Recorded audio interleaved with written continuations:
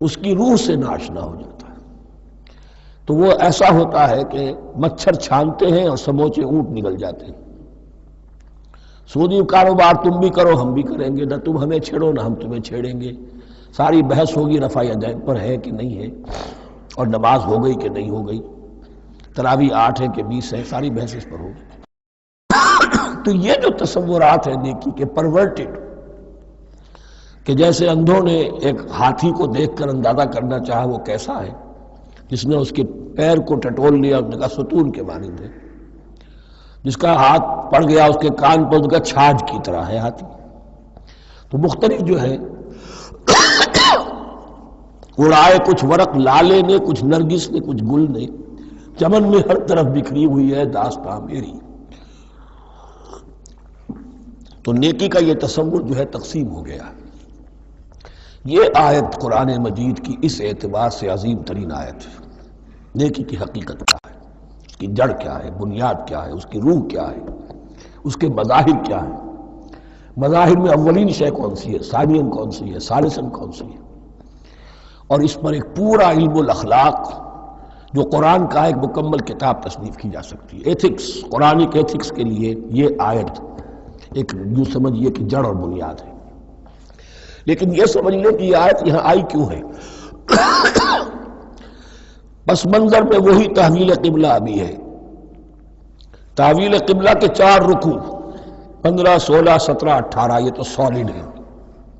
اس سے پہلے 14ویں رکوع میں آیت تھی للہ المشرق والمغرب فأینما تولوا فثم وجہ اللہ۔ ادھر بھی پھر اتنی آیتیں چھوڑ کر، اتنا چھوڑ کر پھر گئی لیس البر ان تولوا وجوہکم قبل المشرق والمغرب۔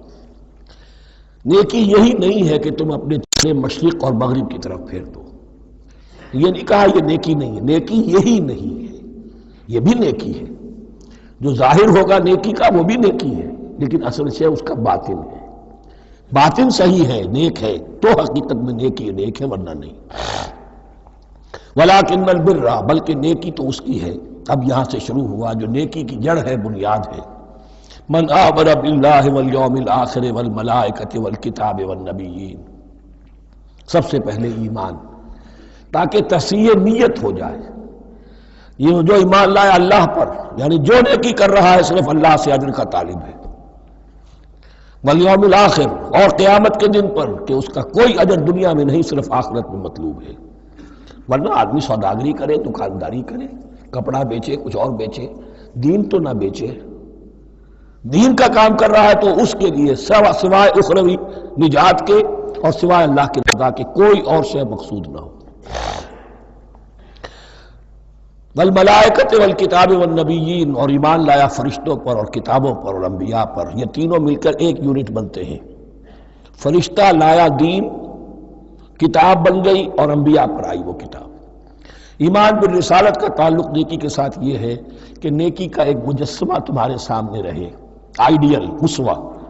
ایسا نہ ہو کہ اونچ نیچ ہو جائے۔ نیکیوں میں بھی ایسا ہوتا ہے، کوئی جذبات میں ایک طرف کو نکل گیا، کوئی جذبات میں ایک طرف کو نکل گیا۔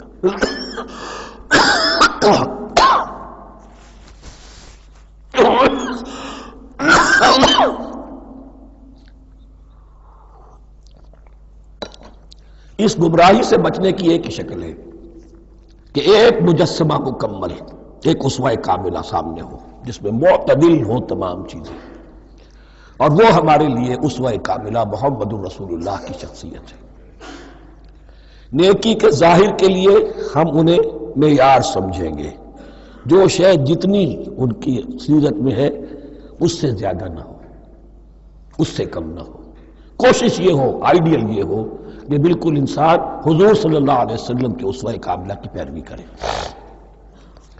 وَلَٰكِنَّ الْبِرَّ مَنْ آمَنَ بِاللَّهِ وَالْيَوْمِ الْآخِرِ وَالْمَلَائِكَةِ وَالْكِتَابِ وَالنَّبِيِّينَ وَآتَى الْمَالَ عَلَىٰ حُبِّهِ ذَوِي الْقُرْبَىٰ وَالْيَتَامَىٰ وَالْمَسَاكِينَ وَابْنَ السَّبِيلِ، اور دیا اس نے مال، یا دے وہ مال اس کی محبت کے علی الرغم، علی حبہ اللہ کی طرف نہیں ہے، علی حب المال، علی الرغم مال محبوب ہے پھر بھی وہ خرچ کر رہا ہے، ذوی القربہ قرابت داروں پر، والیتامى یتیموں پر، والمساکین محتاجوں پر، وابن السبیل مسافر پر، والسائلین اور مانگنے والوں پر، وفی الرقاب اور لوگوں کی گردنیں چھڑانے میں۔ گویا کہ نیکی کے مظہر میں اولین مظہر یہ ہے انسانی ہمدردی. اگر یہ نہیں ہے تو نیکی نہیں ہے. عبادات کے انبار لگے ہوں اور دل میں شقاوت ہو، انسان کو حاجت میں دیکھ کر دل نہ پسیجے، کسی کو تکلیف میں دیکھ کر تجوری کی طرف ہاتھ نہ بڑھے حالانکہ تجوری میں مال موجود ہو، تو وہ دین کی روح سے بالکل خالی ہے. یا آپ سورہ آل عمران میں پڑھیں گے لن تنالوا البر حتى تنفقوا مما تحبون، تم نیکی کے مقام کو پہنچ ہی نہیں سکتے جب تک کہ خرچ نہ کرو اس میں سے جو تمہیں پسند ہے. جس سے طبیعت گھبرا گئی، اکتا گئی، کپڑے میں جو بوسیدہ ہو گئے وہ دے دیے، حاتم طائی کی قبر کو لات مار دی، وہ نہیں. جو شے پسند ہے اگر اس میں سے نہیں دیتے تو نیکی کو پہنچ بھی نہیں سکتے، تمہیں ہوا بھی نہیں لگے گی. وَأَقَامَ الصَّلَاةَ وَآتَى الزَّكَاةَ، دیکھیے نماز اور زکوٰۃ اب آ رہے ہیں. یہ ہے حکمت دین کہ ایک ہے روح دین، وہ ہے ایمان، اور جو اس کے مظاہر ہے مظہر اول انسانی ہمدردی.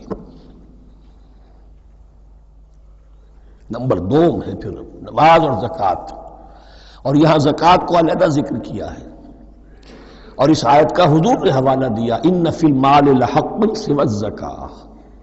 دیکھو کچھ لوگوں نے سمجھا بس ہم نے زکوٰۃ نکال دی تو حق ادا ہو گیا پورا.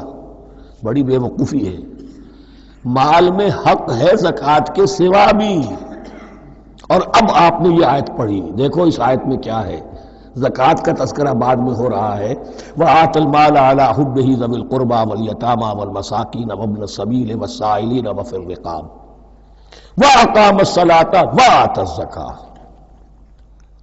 اس کی کیا حکمت ہے کہ ایمان کو تر و تازہ رکھنے کے لیے نماز ہے، اقم الصلاۃ لذکری، اور انسانی ہمدردی میں مال خرچ کرنے کے جذبے کو پروان چڑھانے کے لیے برقرار رکھنے کے لیے زکوٰۃ ہے. اتنا تو دو نا کم سے کم. بوتل کا منہ تو کھلے، کارک تو نکلے اس کا. اگر بوتل کا کارک نکل جائے گا تو شاید اس میں سے کچھ شربت اور بھی نکل آئے. تو زکوٰۃ ہے تو کارک کے مانند 2.5% ہے، کیا ہے، لیکن یہ کہ اس سے پھر کچھ اور بھی نکلے گا. جو زکوٰۃ بھی نہیں دیتا اس نے کیا کرنا. وَالْمُوفُونَ بِعَهْدِهِمْ إِذَا عَاهَدُوا، اور وہ کہ جو اپنے عہد کو پورا کرنے والے ہیں جب کوئی عہد کر لیں. سب سے بڑا عہد اللہ سے کیا، لست بربکم قالوا بلی. پھر عہد شریعت کا ہے کہ جو ہم نے کیا اللہ کے ساتھ. پھر آپس میں جو بھی معاہدے ہو جائیں، اور معاملات انسانی سارے کے سارے معاہدات کی شکل میں. شوہر اور بیوی کا معاملہ بھی ایک معاہدہ ہے. Marriage is a social contract. شوہر کی ذمہ داریاں ہیں، اس کے فرائض ہیں، بیوی کی ذمہ داریاں اس کے فرائض ہیں. شوہر کے حقوق ہیں، بیوی کے حقوق ہیں. پھر جو بھی امپلائر امپلائی ریلیشن شپ ہے معاہدہ ہے، کانٹریکٹ ہے. جو ہمارا آپ کا پولیٹیکل سسٹم ہے وہ بھی معاہدوں کے اوپر مبنی ہے. بڑا بزنس جو ہے وہ کانٹریکٹ میں چلتا ہے. تو اگر ایک چیز پیدا ہو جائے کہ جو عہد کر لیا ہے اسے پورا کرنا ہے تو ساری اسٹریم لائننگ ہو جائے گی تمام معاملات کی. وَالْمُوفُونَ بِعَهْدِهِمْ إِذَا عَاهَدُوا وَالصَّابِرِينَ فِي الْبَأْسَاءِ وَالضَّرَّاءِ وَحِينَ الْبَأْسِ، اور خاص طور پر صبر کرنے والے فقر و فاقہ میں، جنگ کی حالت میں اور تکلیف میں. یعنی ایک نیکی ہے بدھ مت کے بھکشوؤں کی نیکی. ایک نیکی یہ ہے، یہ نیکی باطل کو چیلنج کرتی ہے. یہ نیکی خانقاہوں تک محدود نہیں ہوتی. یہ نیکی صرف انفرادی سطح تک محدود نہیں رہتی. جو نیکی اللہ چاہتا ہے وہ یہ ہے کہ اب باطل کا سر کچلنے کے لیے میدان میں آؤ. اور جب باطل کا سر کچلنے کے لیے میدان میں آؤ گے تو خود بھی تکلیفیں اٹھانی پڑیں گی. صحابہ کرام کو بھی جانیں دینی پڑی ہیں. سینکڑوں صحابہ نے جام شہادت نوش کیا. تو آخری چوٹی کیا ہے؟ گویا کہ سمم بونم جس کو کہتے ہیں ایتھکس کے اندر، کہ اس نظریہ اخلاق میں سب سے اونچی منزل کون سی ہے؟ وہ سمم بونم جو ہے اسلام کا، والصابرین فی البأساء والضراء وحین الباس ولا تقولوا لمن یقتل فی سبیل اللہ اموات بل احیاء ولکن لا تشعرون. وہ آیت یاد کر لیجیے. اولئک الذین صدقوا، یہ ہے لوگ جو سچے ہیں. دعوت و نیکوکاری کا بہت سو کو ہے، یہ ہیں وہ لوگ کہ جو سچے ہیں، وَأُولَٰئِكَ هُمُ الْمُتَّقُونَ، اور یہی حقیقت میں متقی ہیں۔ تمہارے ذہنوں میں کوئی اور نقشے بیٹھے ہوئے ہیں، کوئی لباس ہے، وضاقتہ ہے، بس یہ بڑا متقی آدمی ہے۔ تقویٰ اس کا نام ہے، یعنی یہ پوری انسانی شخصیت کا ایک ہیولہ ہے، ایک پوری انسانیت کا ایک فرد کا نقشہ کھینچ دیا گیا کیریکٹر کا، جس کے اندر روح ایمان اور خارج میں اس ترتیب کے ساتھ دین کی یہ تقاضے اور نیکی کے یہ مظاہر موجود ہیں۔ اللہم ربنا اجعلنا منہم، اللہم ربنا اجعلنا منہم۔ اب اس کے بعد کچھ وہی جو معاملات انسانی ہیں اس پر اب بحث، جیسا کہ میں نے کہا تھا کہ ایک لڑی ہے شریعت کی، معاملات کی۔ یہ تو بڑے بڑے پھول جو تھے آیت الآیات اور آیت البر۔ یا ایھا الذین آمنوا کتب علیکم القصاص فی القتلی، اہل ایمان تم پر لازم کر دیا گیا ہے مقتولوں کا بدلہ لینا۔ قتلہ قتیل کی جمع بھی ہے، اور مقتول سے یہ مصدر بھی ہو سکتا ہے کہ تمہارے لیے، یعنی اس معاملے میں سہل انگاری صحیح نہیں ہے۔ انسانی تمدن کی جڑ کٹتی ہے جب کسی معاشرے کے اندر انسان کا خون بہانا عام ہو جائے، تمدن جس کی جڑ کٹ جائے، تو قصاص تم پر واجب ہے۔ یا ایھا الذین آمنوا کتب علیکم القصاص فی القتلی الحر بالحر والعبد بالعبد والانثى بالانثى۔ ایک آزاد کی جگہ آزاد ہی قتل کیا جائے گا۔ آزاد نے قتل کیا ہے تو ظاہر بات ہے وہ آزاد ہی اس کی جگہ قتل ہوگا۔ یہ نہیں وہ کہے میرا غلام لے جاؤ، میرے 2 غلام لے لو، نہیں۔ والعبد بالعبد، اور عبد کی جگہ عبد ہی ہوگا، جس نے قتل کیا وہی قتل کیا جائے گا۔ والانثى بالانثى، اور اگر قتل کرنے والی عورت ہے تو وہ عورت ہی قتل ہوگی۔ اس میں چونکہ وہاں بہت سے رواج مختلف تھے، بہت سے معیار بھی مختلف تھے۔ اگر اوسی خزرجی کو قتل کر دے تو 1/3 خون بہا، 3 گنا خون بہا، اور خزرجی اوسی کو قتل کرے تو 1/3 خون بہا، یہ ان کا قانون تھا۔ اسی طرح یہ کہ آزاد میں اور غلام میں فرق تھا، لیکن ہماری شریعت میں اگرچہ یہ طویل بڑا مضمون ہے اور اس میں کافی فقہا کے اقوال ہیں مختلف، لیکن امام ابو حنیفہ رحمۃ اللہ علیہ کا قول یہی ہے کہ تمام مسلمان آپس میں کفو ہیں، برابر ہیں، لہذا یہاں کوئی فرق نہیں کیا جائے گا قتل کے مقدمات میں۔ فمن عفی لہ من اخیہ شیء فاتباع بالمعروف واداء الیہ باحسان، پھر جس کو معاف کر دیا جائے کوئی شے اس کے بھائی کی جانب سے، یعنی جو مقتول ہے اس کے ورثاء اگر کہتے صاحب ہم اس کی جان بخشنے کو تیار ہیں، چاہے وہ خون بہا لے لیں یا ویسے ہی معاف کر دیں، تو جو بھی کچھ خون بہا طے ہوا ہو اداء الیہ باحسان فاتباع بالمعروف، تو اس کی پیروی کی جائے معروف طریقے پر اور ادائی کی جائے خوبصورتی کے ساتھ۔ ذالک تخفیف من ربکم ورحمہ، یہ تمہارے رب کی طرف سے تخفیف ہے، آسانی کی ہے اور رحمت ہے، اور اس کی رحمت ہونا بہت واضح ہے۔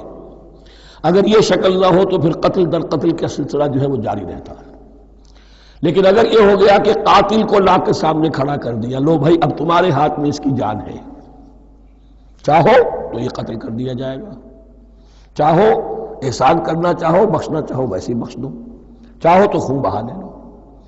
اس سے کیا ہوگا کہ وہ دشمنیوں کا جو دائرہ ہے وہ پھر سمٹ جاتا ہے، بڑھتا نہیں۔ اس میں بڑی رحمت ہے اللہ کی طرف سے۔ قانون جو ہے اسلام میں قتل کا، اس میں مدعی ریاست نہیں ہوتی۔ آج کل ہمارے ہاں غلطی یہ ہے، مدعی ریاست بن جاتی ہے۔ یہ مدعی ہوتا ہے یہاں پر جو بھی مقتول کے ورثاء ہیں، اور کسی کو صدر کو کیا، صدر کے باپ کو بھی اختیار نہیں ہے کہ کسی قاتل کو معاف کر دے۔ قاتل کو معاف کرنے کا جو اختیار ہے وہ صرف مقتول کے ورثاء کو ہے، کوئی صدر نہیں کر سکتا۔ ہمارے دستور میں ہے، پوری شرع پوری شک موجود ہے۔ فمن اعتدی بعد ذلک فلہ عذاب علیم، اور جو اس کے بعد بھی حد سے تجاوز کرے گا تو اس کے لیے دردناک اور بہت بڑا عذاب ہوگا۔ وَلَكُمْ فِي الْقِصَاصِ حَيَاةٌ يَا أُولِي الْأَلْبَابِ لَعَلَّكُمْ تَتَّقُونَ، اور اے ہوش مندو قصاص میں زندگی ہے تمہارے لیے۔ ایک روحانی تصور ہے معاف کر دینا اچھا ہے، اسلام بھی کہتا ہے ان تعفوا وتصفحوا وتغفروا فإن اللہ غفور رحیم، لیکن قتل کے مقدمات میں سہل انگاری جو ہے وہ اچھی نہیں ہے، پیروی شدت کے ساتھ ہونی چاہیے تاکہ اس سے آگے قتل کا سلسلہ بند ہو۔ وَلَكُمْ فِي الْقِصَاصِ حَيَاةٌ يَا أُولِي الْأَلْبَابِ لَعَلَّكُمْ تَتَّقُونَ، تاکہ تم بچ سکیں۔ اب کوتبہ علیکم دوبارہ آ گیا۔ یہ کوتبہ کے لفظ کو سمجھ لیجئے، جہاں بھی کوئی شے فرض کی جائے گی، لازم کی جائے گی، وہ کوتبہ ہے۔ اسی لیے شریعت کے لیے قرآن مجید میں جو لفظ ہے الکتاب، الکتاب اس معنی میں کہ اس میں شریعت خداوندی پوری کی پوری موجود ہے۔ کتب علیکم اذا حضر احدکم الموت ان ترک خیرا الوصیۃ للوالدین والاقربین بالمعروف، تم پر واجب کر دیا گیا، فرض کر دیا گیا، جب تم میں سے کسی کی موت کا وقت آ جائے، اگر وہ کوئی خیر مال چھوڑ رہا ہو، دولت چھوڑ رہا ہو، تو اس کے لیے فرض کر دیا گیا وصیت کرنا اپنے والدین کے حق میں اور رشتہ داروں کے حق میں انصاف کے ساتھ۔ ابھی چونکہ قانون وراثت نازل نہیں ہوا تھا، یہ ابتدائی قدم اٹھایا گیا۔ وہاں ہوتا یہ تھا جو آج بھی ہندوؤں میں ہوتا ہے، جو مر گیا اس کی ساری جائیداد کا مالک جو ہے بڑا بیٹا، چھوٹے بیٹے بھی نہیں، نہ بیٹیاں نہ بیوی، کچھ نہیں، تو سارا کا سارا مال جو ہڑپ کر جاتے تھے، کسی کو کچھ نہیں۔ یہاں یہ کہ اب پہلا ابتدائی حکم دیا گیا، لیکن یہ آیت منسوخ ہو جائے گی سورہ نساء میں جب پورا قانون وراثت آ گیا، تو اب یہ آیت منسوخ شمار ہوتی ہے۔ ناسخ وہ قانون وراثت ہے جو سورہ نساء کے دوسرے رکوع میں آئے گا۔ البتہ اس کے ایک حصے کو حضور نے باقی رکھا ہے، وہ گویا کہ سنت نے اس کے ایک جز کو برقرار رکھا ہے، اور وہ جز یہ ہے کہ مرنے والا 1/3 اپنے مال کے لیے وصیت کر سکتا ہے کسی کے لیے، 1/3 سے زیادہ نہیں، اور وارث کے لیے وصیت نہیں ہوگی، جس کی وراثت میں حق مقرر ہو چکا ہے اس کے لیے وصیت نہیں ہوگی، وہ غیر وارث کے لیے وصیت ہوگی، کسی دینی ادارے کو دینا چاہے، کسی اور کو دینا چاہے، یتیم کو، بیوہ کو، یتیم خانے کو، ٹھیک ہے، 1/3، 2/3 میں قانون وراثت کی تنفیذ ہوگی لازماً۔ تو اس آیت کا صرف اتنا حصہ باقی رکھا ہے حضور نے صلی اللہ علیہ وسلم۔ حقاً علی المتقین، یہ اللہ کا تقوی رکھنے والوں پر حق ہے، واجب ہے کہ وہ وصیت کریں کہ ہمارے والدین کو یہ مل جائے، فلاں رشتہ دار کو یہ مل جائے، باقی جو ہے جو بھی ورثاء ہیں لے جائیں۔ فمن بدلہ بعد ما سمعہ، تو جس نے بدل دیا اس وصیت کو اس کے بعد کہ اسے سنا تھا، فإنما اسمہ علی الذین یبدلونہ، تو اس کا بوجھ، اس کا گناہ انہی پر آئے گا جو تبدیل کرتے ہیں۔ جو وصیت کرنے والا تھا وہ بری ہے، اس نے صحیح وصیت کی تھی، جس نے بعد میں اس وصیت میں تحریف کی، تبدیلی کی، اس کا وبال، اس کا بوجھ انہی پر آئے گا۔ ان اللہ سمیع علیم، یقینا اللہ سب کچھ سننے والا اور جاننے والا ہے۔ فمن خاف من موص جنفا، اب اگر کسی کو اندیشہ ہوا کہ وصیت کرنے والے نے جانبداری برتی ہے، ٹھیک وصیت نہیں کی ہے، دیانتداری کے ساتھ اس کی رائے یہ ہوئی، او اسمن، یا گناہ اس نے کمایا ہے، فاصلح بینہم، اور اب ان کے مابین صلح کرا دی، ورثاء کو جمع کیا کہ بھائی وراثت تو یہ تھی، ان کی وصیت تھی، لیکن دیکھو اس میں یہ زیادتی والی بات ہے، اگر تم مطمئن ہو جاؤ، متفق ہو جاؤ، تو اس میں اتنی تبدیلی کر دی جائے ان کے اتفاق سے، فلا اسم علیہ، تو اس میں کوئی گناہ نہیں ہے، یعنی ایسی نہیں ہے یہ بات کہ اس کو وہ سینکشن اور سینکٹیٹی حاصل ہو گئی ہے، تقدس، کہ اب اس میں کوئی تبدیلی نہیں ہو سکتی۔ باہمی مشورے سے اور اچھے جذبے سے، اصلاح کے جذبے سے وصیت میں تغیر ہو سکتا ہے۔ ان اللہ غفور الرحیم، یقیناً اللہ تعالی بخشنے والا ہے، رحم فرمانے والا۔ اب لڑی آ گئی دوسری عبادت والی، عبادت میں صوم۔ جہاں تک نماز کا ذکر ہے تو وہ تو مکی صورتوں میں اس کا بے تحاشا مرتبہ ذکر موجود ہے، لیکن یہاں جو ہے معاملہ صوم، اس سے پہلے مکی دور میں صوم کا کہیں کوئی تذکرہ ہی نہیں، نہ عربوں میں اس کا رواج تھا۔ یہ لفظ بھی عربی زبان میں تھا گھوڑوں کے لیے، گھوڑے روزہ رکھتے تھے، رکھتے کیا تھے بیچارے، انہیں رکھوایا جاتا تھا، کیونکہ عربوں کا جو معاملہ تھا وہ لوٹ مار، غارت گری، اور اس کے لیے انہیں چاہیے تیز رفتار سواری، جاؤ حملہ کرو، لوٹو مارو اور بھاگو۔ اونٹ جو ان کی فضا اور ان کے ماحول کے لیے مناسب تھا، وہ زیادہ تیز دوڑ نہیں سکتا، اپنی اس ضرورت کے لیے گھوڑا چاہیے تھا۔ گھوڑے میں عرب کا سخت موسم برداشت کرنے کی عادت نہیں، نازک جانور ہے، وہ پیاسا تو نہیں رہ سکتا 7 دن تک جیسے کہ اونٹ رہ سکتا ہے، بھوکا نہیں رہ سکتا، وہ لو کے تھپیڑے نہیں برداشت کر سکتا، لہذا عرب اس کو رکھواتے تھے روزہ، کھانا پینا بند کیا اور اس کے جو ہے منہ کر کے کھڑے ہو گئے جب گرم تیز ہوا چل رہی ہے، خود تو اپنے آپ کو لپیٹ لیا اپنے گھٹنے میں، غترہ کہلاتا ہے وہ جو بھی کپڑا اوپر ہوتا ہے، اور وہ اس گھوڑے کو جو ہے وہ ساری آگ اس پر برس رہی ہے تاکہ اس میں عادت پیدا ہو جائے جھیلنے کی، برداشت کرنے کی، تو جنگ کے موقع پر کہیں یہ دغا نہ دے جائے، اگر یہ ہمت ہار گیا تو اس کا تو کیا کیا جائے گا، تو اصل میں سوار ہے جو مارا گیا۔ یہ روزہ ان کے ہاتھ تھا، لیکن جب حضور آئے مدینے میں تو یہاں یہود میں روزے کا رواج تھا۔ وہ ایک تو عاشورہ کا روزہ رکھتے تھے، اس لیے کہ وہ تاریخ تھی جس میں کہ نجات ملی تھی بنی اسرائیل کو فرعونیوں سے۔ تو اس طریقے سے حضور نے پھر ابتداءً مہینے میں ہر مہینے میں 3 روزے رکھنے کا حکم دیا۔ یہ ہے ابتدائی حکم جو حضور نے دیا، قرآن میں ابھی نہیں آیا تھا۔ جیسے تحویل قبلہ کے معاملے میں بھی قرآن نے کہا کہ ہم نے تمہیں اس قبلے پر رکھا تھا، لیکن اس کا کوئی حکم جو ہے قرآن میں جلی نہیں ہے۔ یہ ہو سکتا ہے کہ وہ حکم بھی حضور کو اللہ ہی نے دیا ہو، وحی خفی کے ذریعے سے۔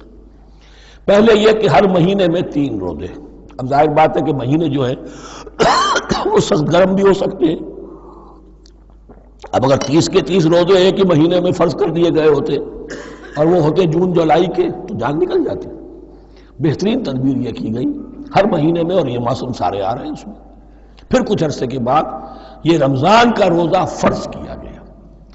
پہلا جو روزہ تھا 3 دن کا، اس میں یہ بھی تھی اجازت کہ جو اگر مسافر نہیں ہے، بیمار بھی نہیں ہے، طاقت رکھتا ہے روزہ رکھنے کی، پھر بھی روزہ نہ رکھے تو اس کا فدیہ یہ ہے کہ 1 مسکین کو کھانا کھلائے۔ علی الاطلاق تھا یہ۔ جب رمضان کے روزے کی فرضیت ہو گئی تو اب یہ فدیہ نہیں ہے، البتہ حضور نے اس کو باقی رکھا ایسے شخص کے لیے جو بہت بوڑھا ہے، یا کوئی خاتون بہت بوڑھی ہے برداشت نہیں کر سکتی، یا کوئی بیمار ہے کسی سخت ایسی بیماری میں ہے کہ روزہ اس کے لیے جان کے لیے ہلاکت کا اندیشہ ہو سکتا ہے، اس کے لیے فدیہ برقرار رکھا۔ عام طور پر صحت مند شخص جو مسافر بھی نہ ہو اس کے لیے یہ رعایت ختم ہو گئی۔ یہ ہے ان آیات کی تعبیر جس پر میں پہنچا ہوں، اور بہت پہلے پہنچ گیا تھا، لیکن چونکہ اکثر مفسرین نے یہ بات نہیں لکھی ہے تو میں جھجکتا رہا، لیکن بعد میں مجھے معلوم ہوا کہ مولانا انور شاہ کاشمیری رحمۃ اللہ علیہ کی رائے یہی ہے، تو مجھے اعتماد ہو گیا۔ اور پھر مجھے اس کا ذکر جو ہے یہ تفسیر کبیر میں امام راضی کے ہاں بھی مل گیا کہ متقدمین کے ہاں یہ رائے موجود تھی کہ پہلی 2 آیتیں جو ہیں اس روزے سے متعلق یہ رمضان کے روزے سے متعلق نہیں ہیں، بلکہ وہ 3 ہر مہینے کی 13، 14 اور 15 ایام 20 کے روزے حضور نے بعد بھی رکھے ہیں نفلاً، لیکن شروع میں یہ 3 روزے رکھنے کا حکم دیا گیا تھا۔ پہلی 2 آیتیں اس 6 آیتوں پر مشتمل رکوع، اور یہ ایک عجیب مقام ہے۔ قرآن مجید کے احکام بہت دفعہ ہے، نماز کے احکام قرآن میں بہت دفعہ ہیں، کہیں وضو کا ہے، کہیں تیمم کا ہے، کہیں اور نماز خوف کا ہے، مختلف جگہوں پر، لیکن صوم کی عبادت پر یہ 6 آیات کامل ہیں، مکمل ہیں۔ اس کی حکمت، اس کی غرض و غایت، اس کے احکام سب کے سب اس میں آ گئے۔ اب پہلی 2 آیتیں کون سی ہیں؟ یا ایھا الذین آمنوا کتب علیکم الصیام کما کتب علی الذین من قبلکم لعلکم تتقون۔ اے ایمان والو، تم پر بھی فرض کیا گیا روزہ رکھنا، جیسے کہ فرض کیا گیا تھا تم سے پہلوں پر، تاکہ تمہارے اندر تقویٰ پیدا ہو جائے۔ وہ جنگ کے لیے کرواتے تھے گھوڑوں کو تیار، تمہیں تقویٰ کے لیے اپنے آپ کو تیار کرنا ہے، بھوک کو قابو میں رکھ سکو، شہوت کو قابو میں رکھ سکو، پیاس کو برداشت کر سکو۔ اللہ کی راہ میں جنگ کے لیے تمہیں نکلنا ہوگا، اس میں بھوک بھی آئے گی، پیاس بھی آئے گی، اپنے آپ کو تیار کرو جہاد کے لیے۔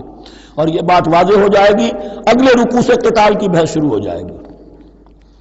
روزے کی یہ گفتگو ہو رہی ہے تمہیداً قتال کے لیے، جیسے گھوڑوں کو تیار کیا جاتا تھا، صوم رکھوایا جاتا تھا قتال کے لیے۔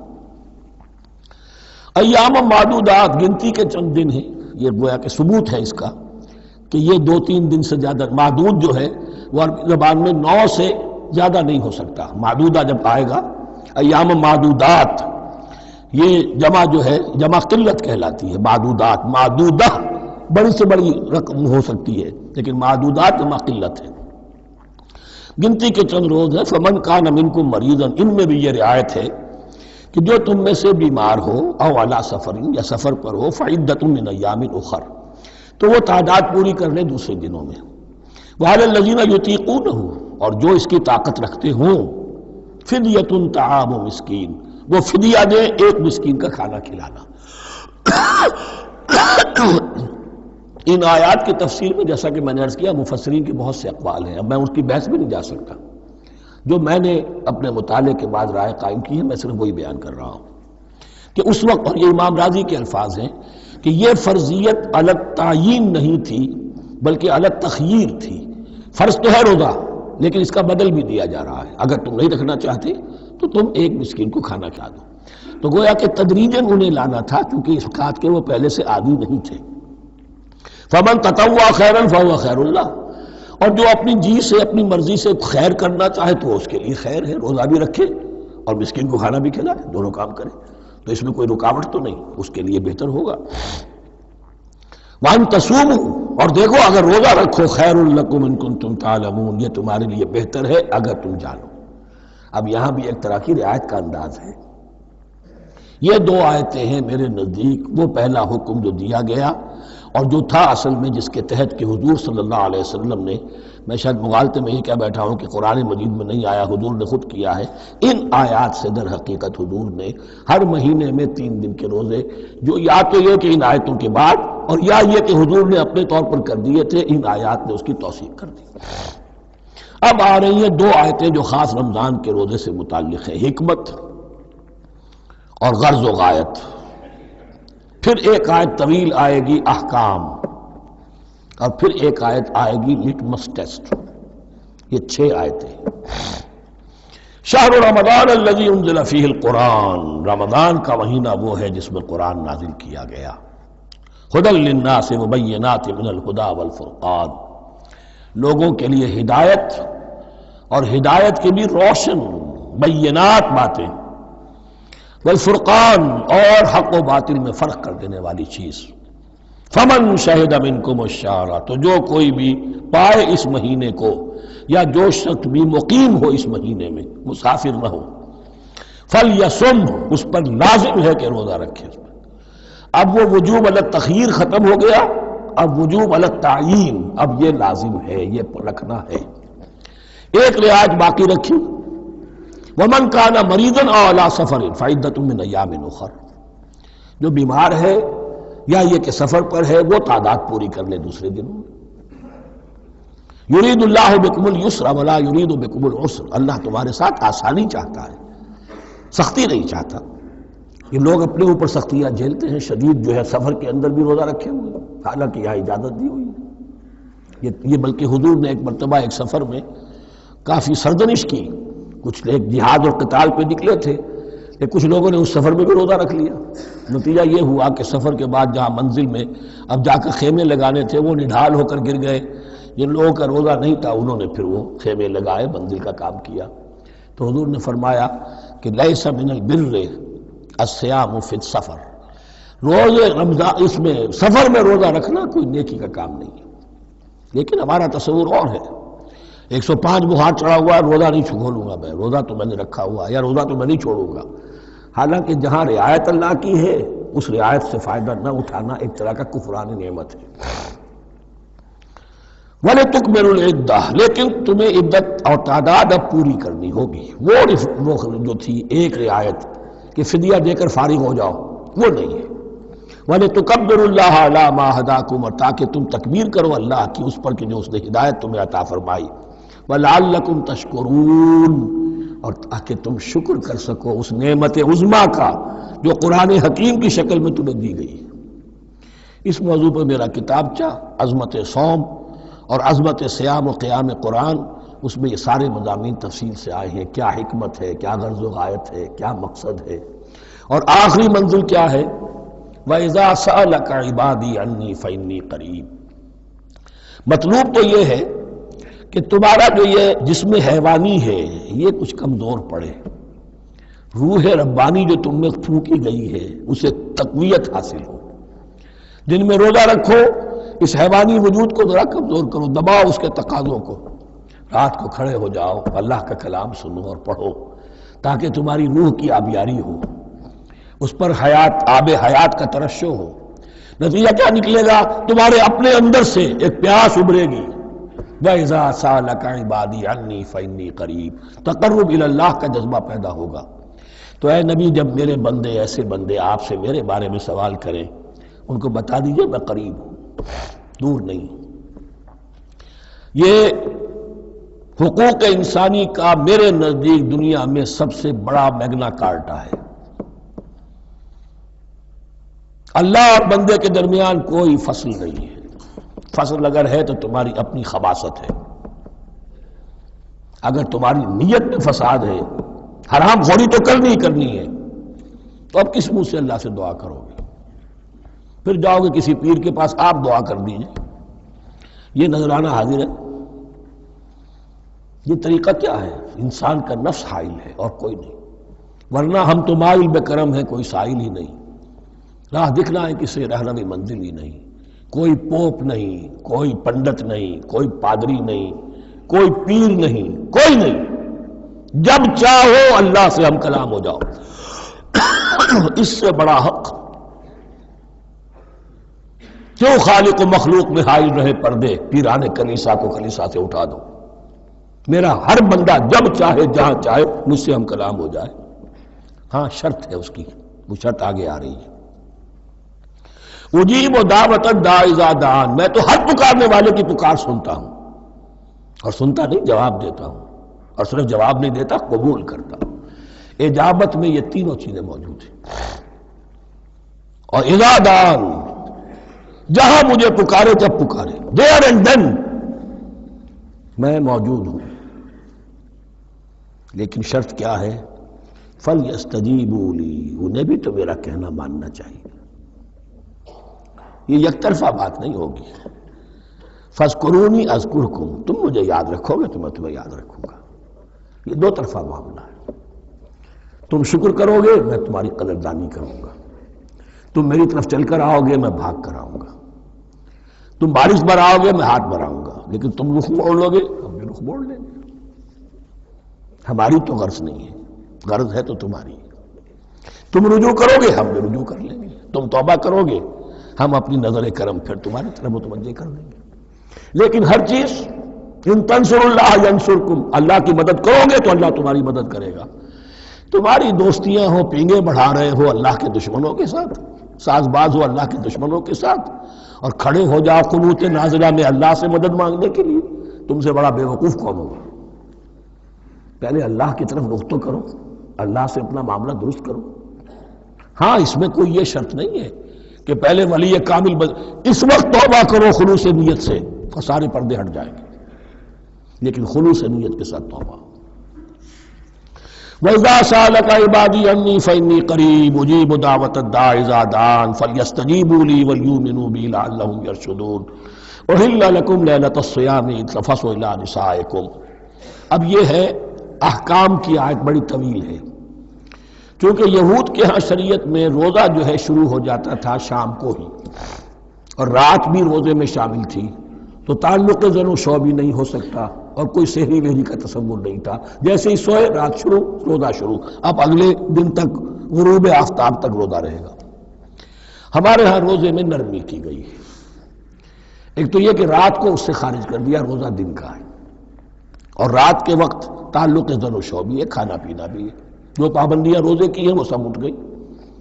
لیکن ہو یہ رہا تھا کہ لوگ سمجھ رہے تھے کہ شاید وہی جو احکام ہیں یہود کے ہاں شاید وہی ہمارے ہاں بھی ہیں، اس لیے وہ ایسا بھی ہوتا تھا اپنے جذبات میں بیویوں سے مقاربت کرتے تھے، لیکن دل میں سمجھتے تھے کہ ہم نے غلط کام کیا ہے۔ یہاں اب ان کو اطمینان دلایا جا رہا کہ نہیں، أُحِلَّ لَكُمْ لَيْلَةَ الصِّيَامِ الرَّفَثُ إِلَىٰ نِسَائِكُمْ، حلال کر دیا گیا ہے تمہارے لیے روزے کی راتوں میں اپنی بیویوں کے پاس جانا۔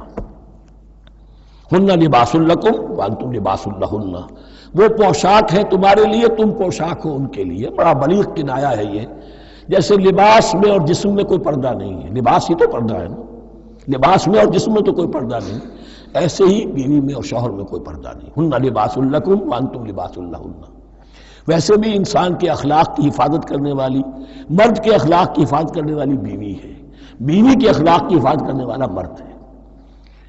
میں وہ مجھے اقبال کا شعر یاد آ رہا تھا، تعلیم نئی ہو کہ پرانی، نسوانیت زن کا نگہباں ہے فقط مرد، نہ پردہ نہ تعلیم نئی ہو کہ پرانی، نسوانیت زن کا نگہباں ہے فقط مرد۔ بہرحال ایک دونوں کے لیے وہ ایک ضرورت بھی ہے، ان کی پردہ پوشی بھی کرتے ہیں ایک دوسرے کی، اور اس طریقے سے لباس کی جو ہے اس میں کنایا کیا گیا۔ علم اللہ انکم کنتم تختانون انفسکم، اللہ کے علم میں ہے کہ تم اپنے آپ کے ساتھ خیانت کر رہے تھے۔ ایک کام کر رہے تھے جو گناہ نہیں ہے لیکن تم سمجھتے تھے گناہ ہے، تو اپنے آپ سے خیانت ہو گئی کہ نہیں؟ اصلاً وہ گناہ نہیں تھا لیکن تمہارے علم میں نہیں تھا، لیکن تم یہ سمجھتے ہوئے بھی کہ یہ ممنوع ہے اس کا ارتکاب کر رہے تھے۔ علم اللہ انکم کنتم تختارون انفسکم فتاب علیکم، تو اللہ نے تم پر نظر رحمت فرمائی، وعفا عنکم، اور بخش دیا، معاف کر دیا، جو بھی خطائیں ہو گئی ہیں وہ سب کی سب معاف سمجھو۔ فالآن باشروہن، اب ان کے ساتھ جو بھی تعلق ضرور شے ہے وہ قائم کرو، وابتغوا ما کتب اللہ لکم، اور تلاش کرو، حاصل کرو جو کچھ اللہ نے تمہارے لیے لکھ دیا ہے۔ کیا لکھ دیا؟ ایک تو اولاد، تعلق ضرور شو میں، اور ایک سکون ہے کہ جو اللہ تعالیٰ نے اس میں رکھا ہے، لِتَسْكُنُوا إِلَيْهَا، قرآن مجید میں یہ الفاظ آئے، ایک تسکین ہے، سکون ہے، اعصاب کا تناؤ جو ہے وہ اس کے بعد جو ہے اس کے اندر ایک سکون کی کیفیت پیدا ہو جاتی ہے۔ اور یہی اس میں حکمت ہے کہ حضور اپنے ہر سفر میں ہم ایک زوجہ محترمہ کو ضرور ساتھ رکھتے تھے، اس لیے کہ قائد کو، سپہ سالار کو کسی وقت بڑی ایسی یعنی پریشان کو صورتحال میں فیصلے کرنے پڑتے ہیں، جذبات پر دباؤ ہوتا ہے اور اعصاب پر دباؤ ہوتا ہے، تو ساتھ اگر کوئی اہلیہ بھی موجود ہو تو اس میں، اور اس کے بہترین مواقع سیرت میں آئے ہیں، وہ پھر کسی وقت میں بیان کروں گا۔ وَابْتَغُوا مَا كَتَبَ اللَّهُ لَكُمْ وَكُلُوا وَاشْرَبُوا حَتَّى يَتَبَيَّنَ لَكُمُ الْخَيْطُ الْأَبْيَضُ مِنَ الْخَيْطِ الْأَسْوَدِ مِنَ الْفَجْرِ، اور کھاؤ اور پیو یہاں تک کہ واضح ہو جائے تمہارے لیے سفید دھاری فجر کی سیاہ دھاری سے، یعنی یہ پاؤں پھٹنے کے لیے استعارہ ہے کہ جب سفیدہ نمایاں ہوتا ہے ایک لکیر کی طرح، پاؤں پھٹ گئی، اس وقت تک کھانے پینے کی چھوٹ ہے، سحری جو ہے آپ کر سکتے ہیں، بلکہ کلو واشربو، کھاؤ اور پیو، اور اس کی حدیث میں تاکید آئی ہے، اور یہ بھی فرمایا ہمارے اور یہود کے روزے کے مابین سحری جو ہے وہ فرق ہے، تسحروا فإن فی السحور برکہ، سحری ضرور کیا کرو اس لیے کہ سحری میں برکت ہے۔ ثم اتموا الصیام الی اللیل، پھر رات تک روزے کو پورا کرو۔ اب رات تک میں اکثر فقہا کے نزدیک غروب آفتاب مراد ہے، اہل تشیع اس سے ذرا آگے جاتے ہیں کہ رات کا لفظ آیا ہے تو ذرا اور غروب آفتاب پر چند منٹ گزر جائے، لیکن ہمارے اہل سنت کے ہاں غروب آفتاب جو ہے وہی گویا کہ یہ اس کی غایت ہے۔ وَلَا تُبَاشِرُوهُنَّ وَأَنْتُمْ عَاكِفُونَ فِي الْمَسَاجِدِ، لیکن یہ رعایت جو تمہیں دی جا رہی ہے اس میں ایک استثناء ہے، جب تم معتکف ہو مسجدوں میں تو پھر اپنی بیویوں سے کوئی تعلق قائم نہ کرو۔ وَلَا تُبَاشِرُوهُنَّ، مت ان سے مباشرت کرو، وَأَنْتُمْ عَاكِفُونَ فِي الْمَسَاجِدِ، جبکہ تم مسجدوں میں اعتکاف میں ہو، آخری عشرے میں جو اعتکاف ہوتا ہے۔ تِلْكَ حُدُودُ اللَّهِ فَلَا تَقْرَبُوهَا، یہ اللہ کی حدود ہے، ان کے قریب مت جاؤ۔ بعض جگہ پر آتا ہے فلا تعتدوها، ان حدود کو عبور نہ کرو، ان سے تجاوز نہ کرو۔ تو حرام تو یہی شے ہوگی کہ حدود سے تجاوز کیا جائے، لیکن احتیاط اس میں ہے to keep at a safe distance, ذرا دور رہو، آخری حد تک چلے جاؤ گے تو اندیشہ ہے کہ کہیں اس حد کو کراس نہ کر جاؤ۔ فلا تقربوها، اللہ کے حدود سے ذرا ایک سیف ڈسٹینس کے اوپر رہنا ضروری ہے۔ کذالک یبین اللہ آیاتہ للناس، اسی طرح اللہ تعالیٰ واضح کرتا ہے اپنی نشانیاں لوگوں کے لیے، لعلہم یتقون، تاکہ وہ تقوی کی روش اختیار کر سکیں، بچ سکیں۔ اب وہ لٹمس ٹیسٹ والی آیت آ گئی، تقوی کا ٹیسٹ کیا ہے؟ روزہ اس لیے فرض کیا کہ تقوی پیدا ہو جائے، یہ سارے احکام تمہیں دیے جا رہے ہیں تاکہ تمہیں تقوی پیدا ہو جائے۔ ٹیسٹ کیا ہے؟ تقوی کا لٹمس ٹیسٹ عقل حلال، یہ نہیں ہے کوئی نیکی نہیں۔ وَلَا تَأْكُلُوا أَمْوَالَكُمْ بَيْنَكُمْ بِالْبَاطِلِ، اپنے مال آپس میں باطل طریقوں سے ہڑپ نہ کرو۔ وَتُدْلُوا بِهَا إِلَى الْحُكَّامِ، اور اپنے مال کو ذریعہ نہ بناؤ حکام تک پہنچنے کا۔ لِتَأْكُلُوا فَرِيقًا مِنْ أَمْوَالِ النَّاسِ بِالْإِثْمِ، تاکہ تم لوگوں کے مال کو ہڑپ کر سکو گناہ کے ساتھ، وَأَنْتُمْ تَعْلَمُونَ، اور تم اس کو جانتے بوجھتے کر رہے ہو۔ جو شخص اس معیار سے تو اس سے بعض آ گیا وہ ہے متقی، یہ لٹمس ٹیسٹ ہے۔ ورنہ نمازوں کی تعداد، روزوں کی تعداد اور حرام کھانا تو تقوی نہیں۔ یہ میں حیران ہوتا ہوں کہ اب اس پر کبھی غور نہیں کیا ہے لوگوں نے کہ یہ آیت کہاں سے آ گئی درمیان میں؟ روزے کے احکام اور اس کے بعد قتال کے احکام بھی شروع ہوں گے، حج کے احکام شروع ہوں گے، یہ بیچ میں آیت۔ واقعہ یہ ہے کہ جیسے روزے کی حکمت کا نقطہ عروج کیا ہے، وَإِذَا سَأَلَكَ عِبَادِي عَنِّي فَإِنِّي قَرِيبٌ، روح انسانی میں ایک طلب پیدا ہو جائے تقرب اللہ کی۔ اسی طرح احکام صوم میں جو کلائمیکس ہے وہ یہ ہے، وَلَا تَأْكُلُوا أَمْوَالَكُمْ بَيْنَكُمْ بِالْبَاطِلِ وَتُدْلُوا بِهَا إِلَى الْحُكَّامِ لِتَأْكُلُوا فَرِيقًا مِّنْ أَمْوَالِ النَّاسِ بِالْإِثْمِ وَأَنْتُمْ تَعْلَمُونَ يَسْأَلُونَكَ عَنِ الْأَهِلَّةِ، اے نبی آپ سے پوچھ رہے ہیں چاند کی گھٹتی بڑھتی صورتوں کے بارے میں۔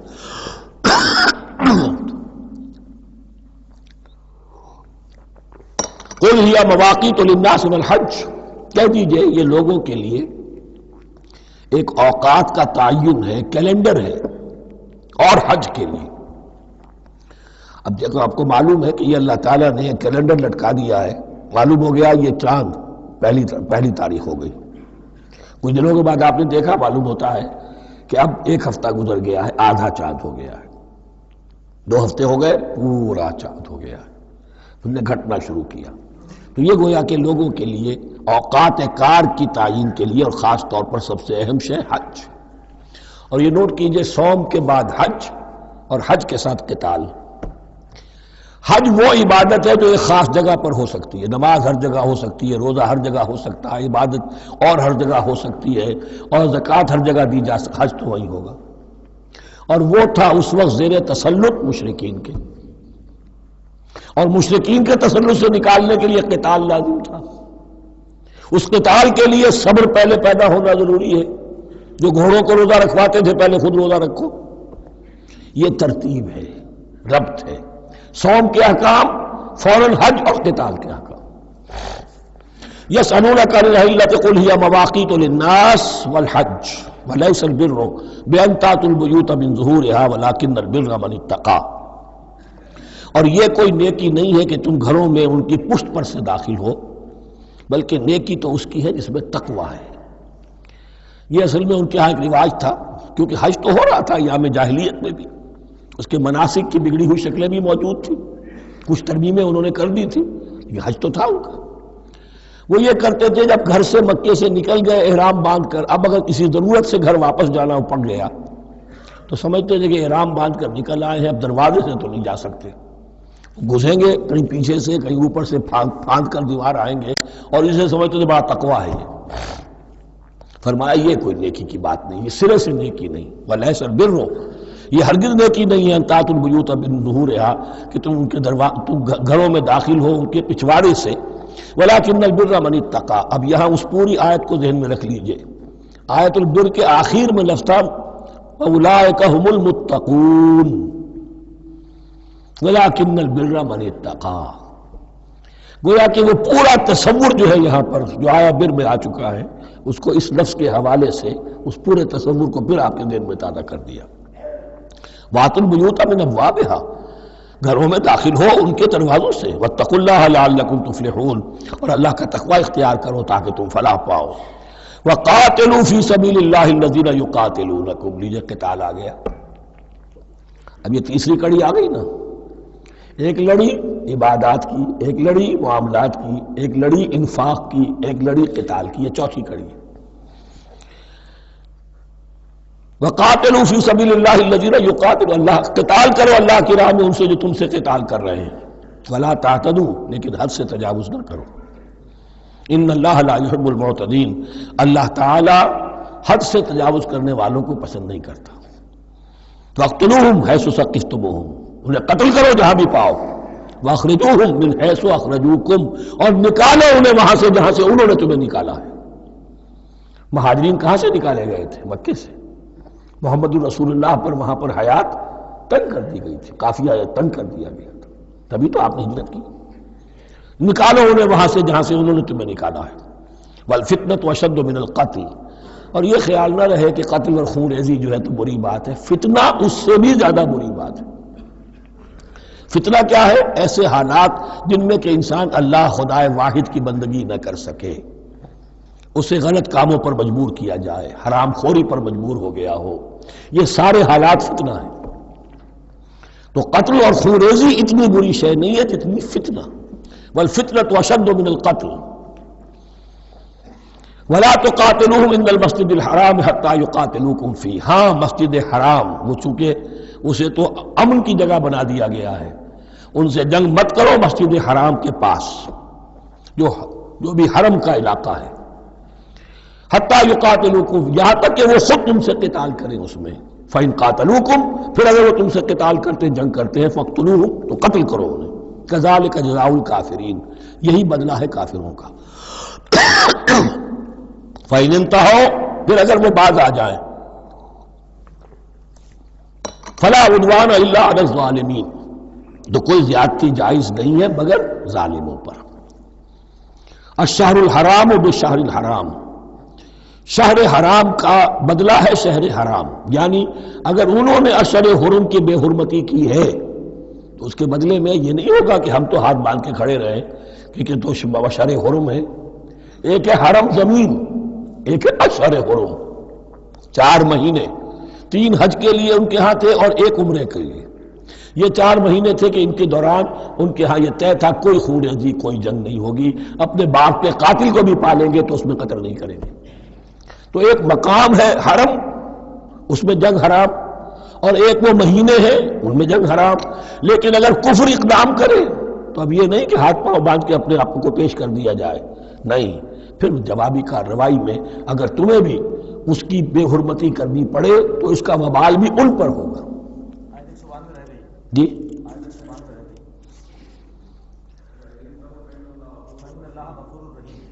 وَفَإِنِ انْتَهَوْا فَإِنَّ اللَّهَ غَفُورٌ رَحِيمٌ، اگر وہ بعد آ جائے تو اللہ غفور اور رحیم ہے۔ وَقَاتِلُوهُمْ، بہت اہم آیت رہ گئی، حَتَّى لَا تَكُونَ فِتْنَةٌ وَيَكُونَ الدِّينُ لِلَّهِ۔ اب جب یہ جنگ کا مرحلہ شروع ہو گیا ہے دعوت محمدی کے سلسلے میں صلی اللہ علیہ وسلم، تو مسلمانوں جان لو ایک دور تھا 12-13 برس تک تمہیں حکم تھا کفو ایدیکم، مارے کھاؤ ہاتھ نہ اٹھاؤ۔ اب یہ نیا دور ہے، آ گیا ہے، تمہاری دعوت و تحریک جو ہے وہ نئے دور میں داخل ہو گئی ہے۔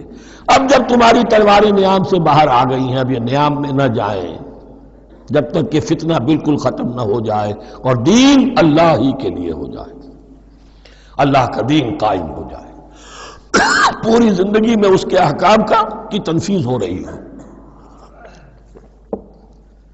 یہ آیت دوبارہ آئے گی اور زیادہ نکھی ہوئی شان کے ساتھ سورہ انفال میں، وَقَاتِلُوهُمْ حَتَّى لَا تَكُونَ فِتْنَةٌ وَيَكُونَ الدِّينُ كُلُّهُ لِلَّهِ، دین کل کا کل، جز نہیں، دین کی بالادستی پوری انسانی زندگی پر، انفرادی بھی اجتماعی بھی، اور اجتماعی کے بھی سارے پہلو، politico socio economic system totally وہ اللہ کے احکام کے تابع ہو۔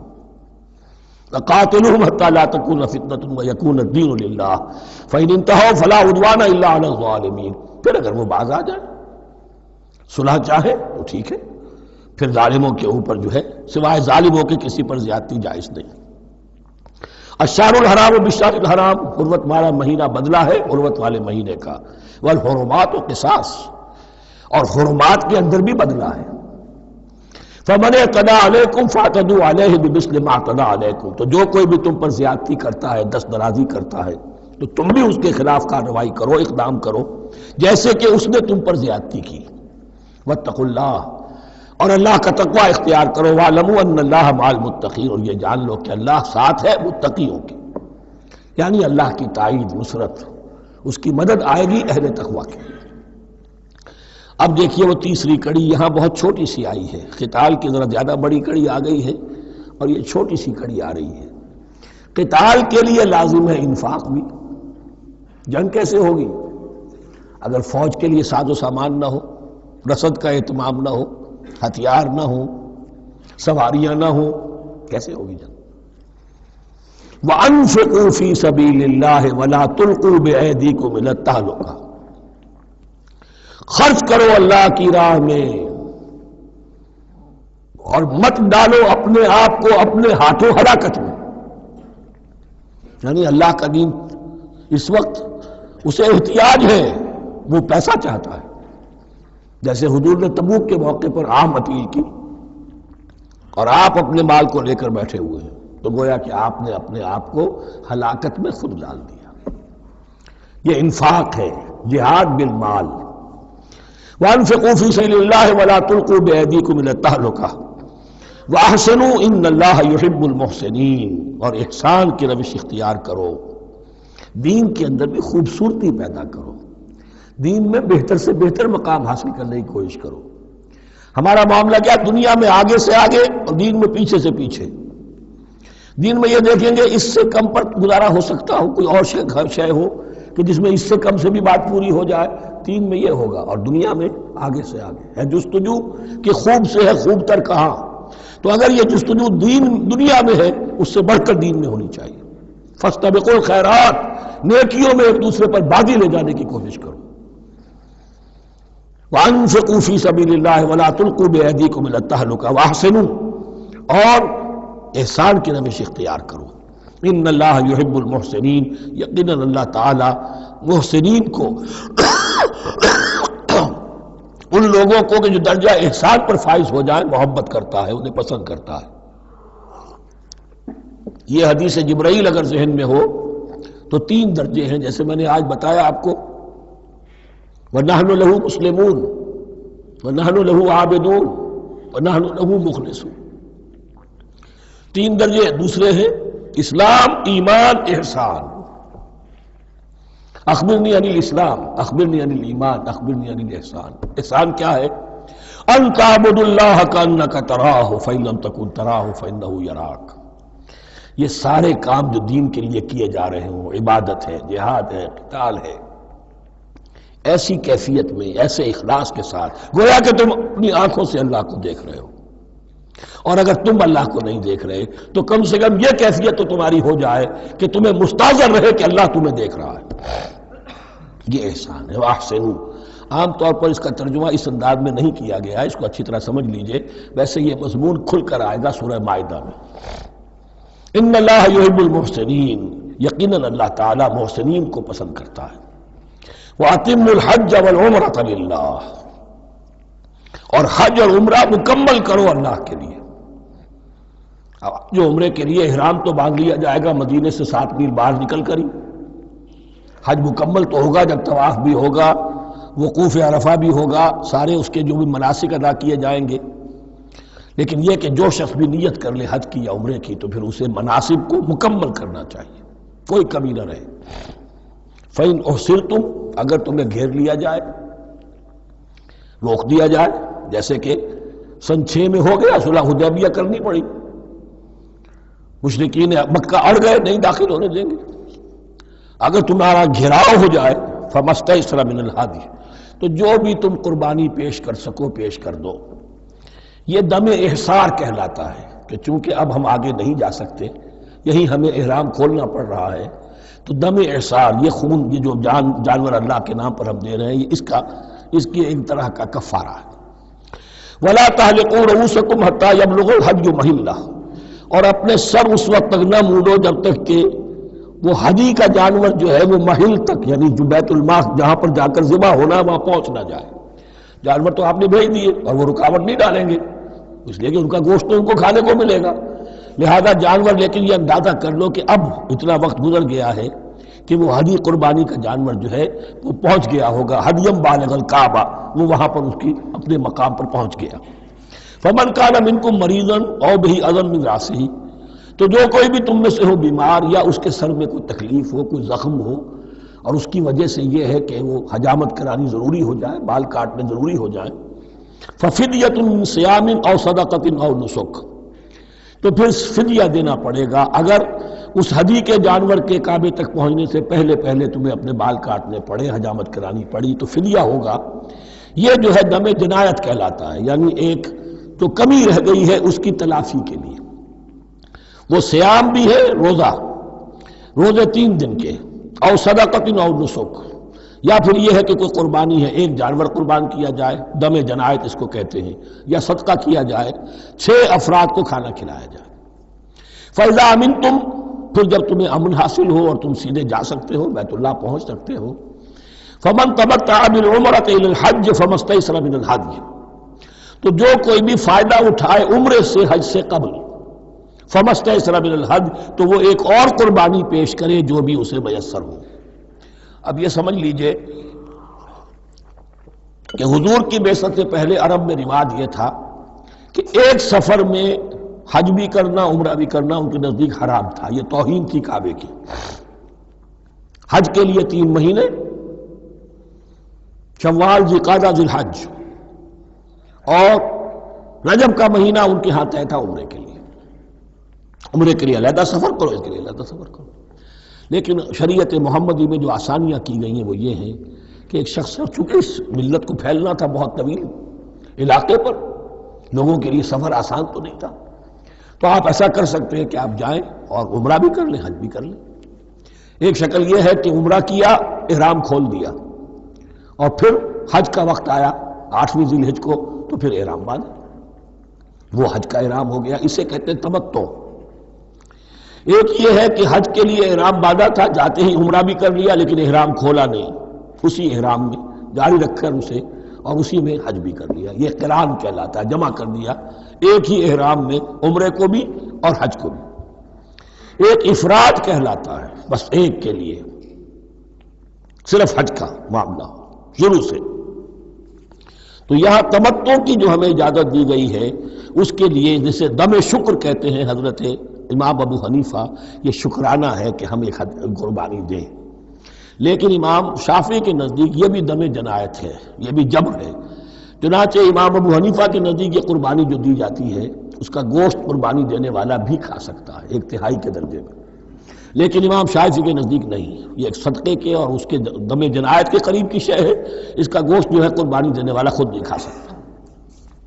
فمن لم یجد، اب اگر کسی کے پاس نہیں ہے یہ ہدیہ پیش کرنے کو، فصیام 3 ایام فی الحج، تو اب اس پر لازم ہے کہ حج میں 3 روزے رکھے، 7ویں، 8ویں اور 9ویں ذی الحج کو روزہ رکھے غیر ایام حج میں۔ 10ویں کا روزہ نہیں ہو سکتا، وہ عید کا دن ہے، یوم النحر ہے۔ وَسَبْعَةٍ إِذَا رَجَعْتُمْ، اور 7 روزے رکھو جبکہ تم واپس چلے جاؤ، اپنے گھروں میں جا کر 7 روزے رکھو۔ تِلْكَ عَشَرَةٌ كَامِلَةٌ، یہ 10 روزے ہوں گے مکمل۔